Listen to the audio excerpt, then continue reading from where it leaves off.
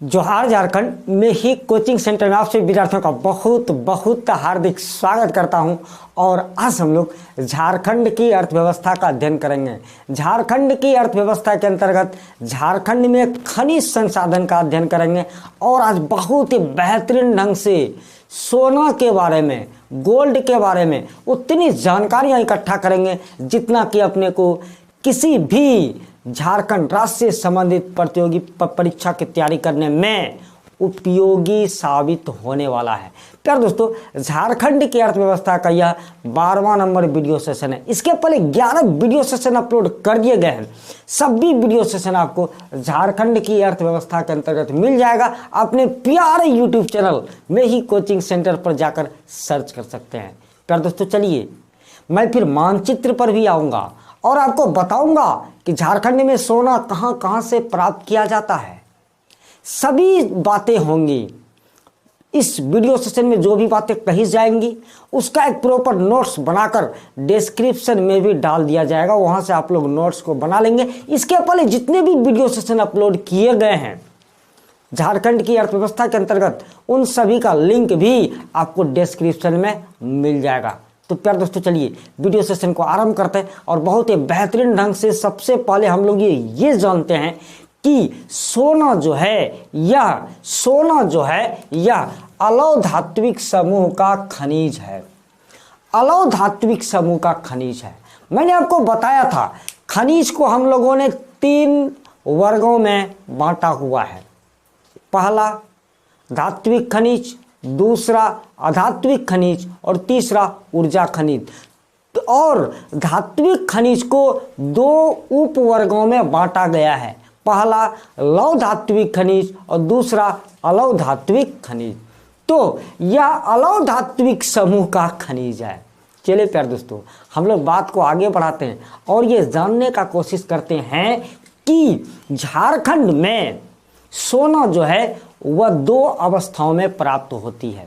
झारखंड में सोना 2 अवस्थाओं में प्राप्त होती है। लेकिन उससे भी पहले आपको मैं एक जानकारी दे दूं कि सोना की संभावना झारखंड में है।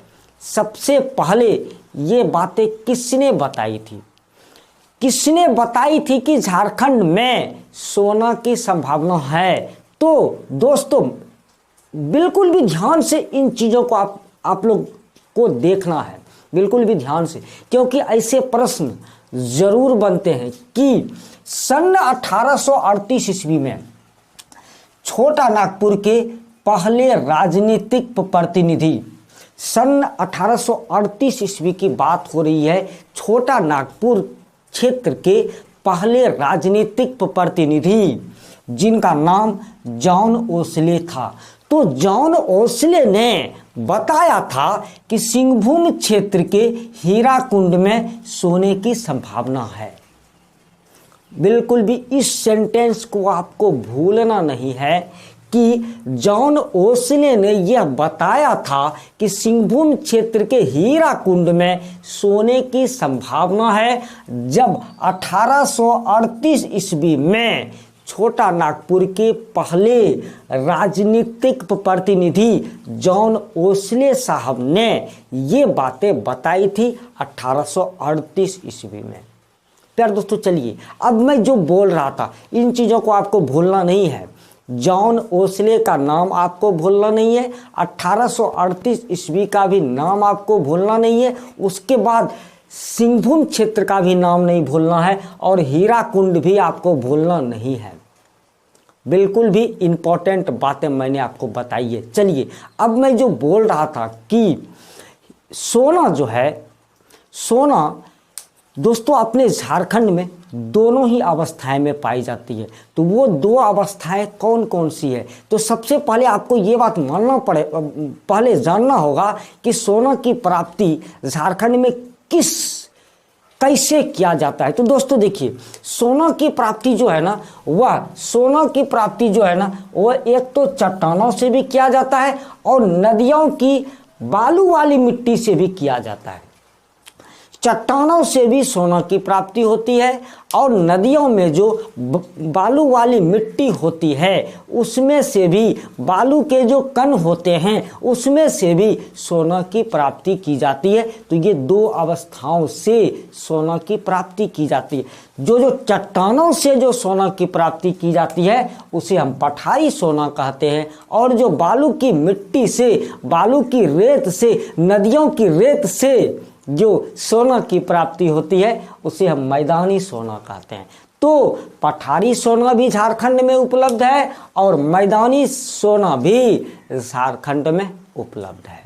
चलिए प्यारे दोस्तों, बात को कुछ आगे बढ़ाते हैं और कुछ और भी तथ्यों से हम लोग अवगत होते हैं कि सोना की प्राप्ति जो है वह मुख्य रूप से झारखंड में छोटा नागपुर पठार के अपक्षयन से होती है। तो आपको तो मालूम है झारखंड पूरा का पूरा छोटा नागपुर का पठार ही है। उसके अलावा राजमहल की पहाड़ी क्षेत्र, इन्हीं दोनों चीजों से मिलकर झारखंड का निर्माण हुआ है। भूगर्भिक संरचना, जो धरातलीय स्वरूप जो है झारखंड का, झारखंड की भूगोल में मैंने इन सभी बातों को बहुत विस्तार से समझाया हुआ है।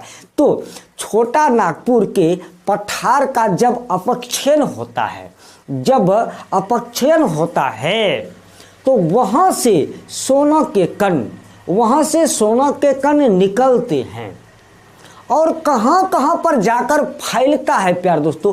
तो 3 मुख्य क्षेत्र हैं जहां पर कि सोना के कण फैल जाते हैं। बिल्कुल भी ध्यान से मेरी बातों को सुनिएगा। वो कौन कौन सा क्षेत्र प्यारे दोस्तों, देखिए सिंहभूम की स्वर्णरेखा नदी घाटी क्षेत्र, ये जो स्वर्णरेखा नदी घाटी क्षेत्र है ना सिंहभूम की, इसमें फैलती है। उसके अलावा पलामू की सोन नदी घाटी क्षेत्र, ये जो सोन नदी घाटी क्षेत्र है ना दोस्तों, यहाँ पर फैलती है। उसके अलावा हजारीबाग की दामोदर नदी घाटी क्षेत्र, हजारीबाग की दामोदर नदी घाटी क्षेत्र जो है ना प्यारे दोस्तों, यहाँ पर भी छोटा नागपुर के पठार के अपक्षयन से ये तीनों जगहों पर सोना के कण फैल जाते हैं। चलिए प्यारे दोस्तों, अब बात को आगे बढ़ाते। 3 मुख्य क्षेत्र को आपने जान लिया, उसके बाद आपने ये भी जान लिया कि उन 3 मुख्य क्षेत्र में कहाँ से सोना का अपक्षयन होता है। उसके बाद आपको एक बात, बहुत मज़ेदार मैं बात बताता हूँ कि स्वर्णरेखा नदी का आपने नाम सुना होगा, जो कि रांची से निकलती है।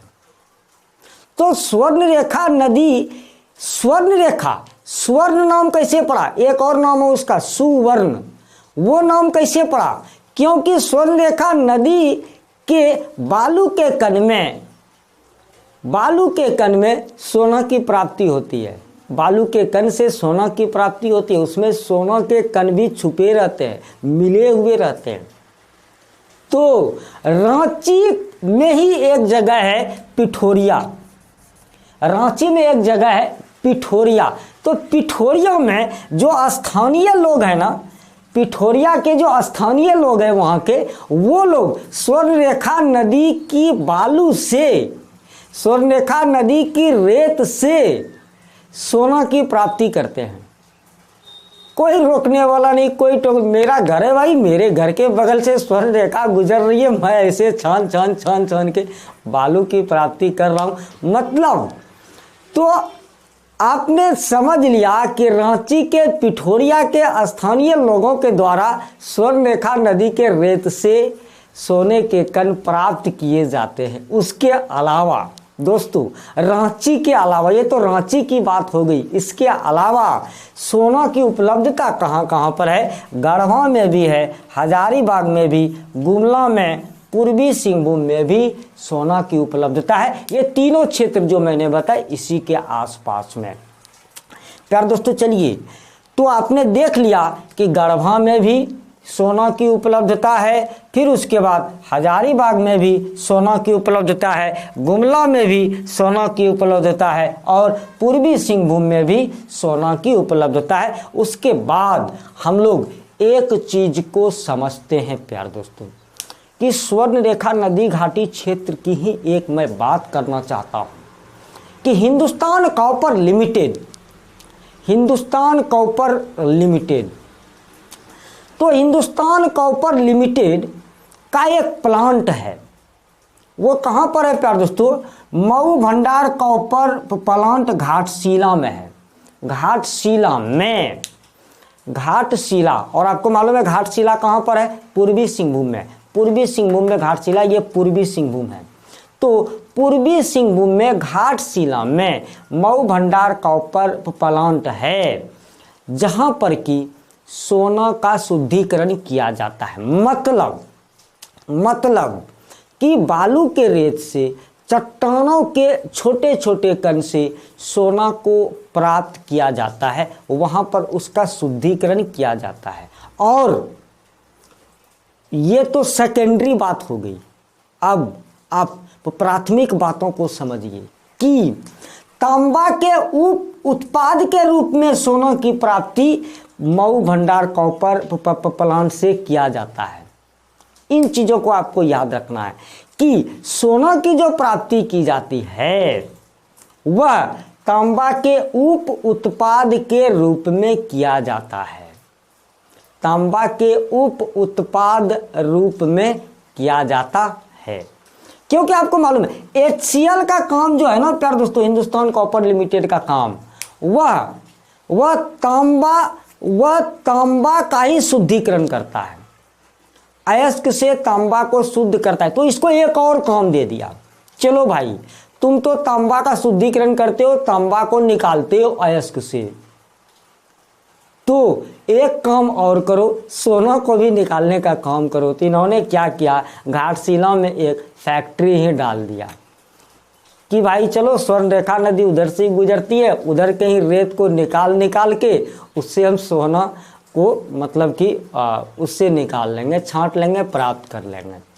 और प्यारे दोस्तों अंतिम बात कि सोना का उपयोग कहाँ कहाँ पर है। तो प्यारे दोस्तों देखिए, सोना का सबसे ज़्यादा उपयोग तो आभूषण के निर्माण में है।